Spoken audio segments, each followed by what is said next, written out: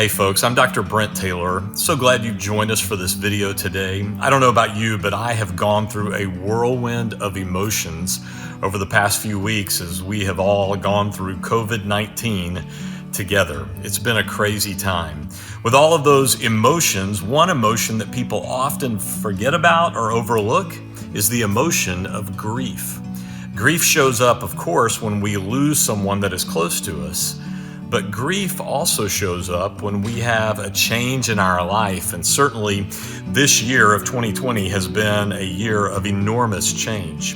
For many of you, it might be loneliness that you're going through. Maybe it's worry about your job or just your finances. Maybe it's a distant relationship, even though you're in the same house.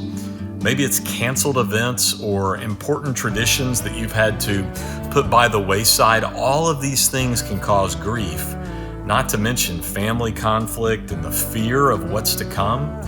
All of these things bring sadness in our life. Now, a lot of times people don't realize that it is grief that they feel.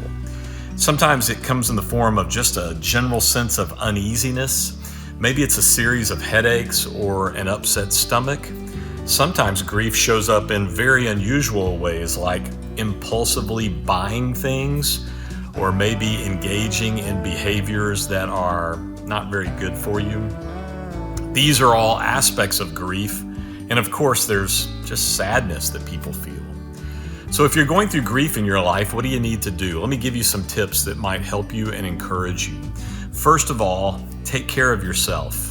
That means this is a good time to eat right and to exercise. That's always important, but certainly during this time of COVID-19. Let me also encourage you just to take one day at a time. It's very easy for us to worry about what's going to happen in the future, and that worry about the future causes what's called anticipatory grief.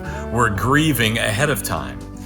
It's kind of like when they talk about eating an elephant. How do you eat an elephant? You eat an elephant one bite at a time.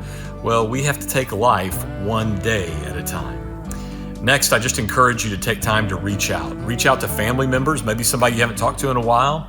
Reach out to friends, and don't be afraid to express to your friends that you're going through grief in your life. They may be experiencing that as well, and your words of encouragement as you explain what's happening in your life may be exactly what they need, and that's going to help both of you. And then, of course, take time to talk with a counselor if that's what you need to do, or a pastor. It's interesting, but right now many people are using Teladoc to see the doctor. But did you know that many counselors are seeing people online as well? That might be an option you need to consider. But use this time of COVID-19 to just take some time to think, time to grieve, and also time to reset. One day we're going to get back to normal, I promise you. But in the meantime, it is normal for you to grieve. So hang in there, keep your chin up. We're going to make it through this together. I'm Dr. Brent Taylor.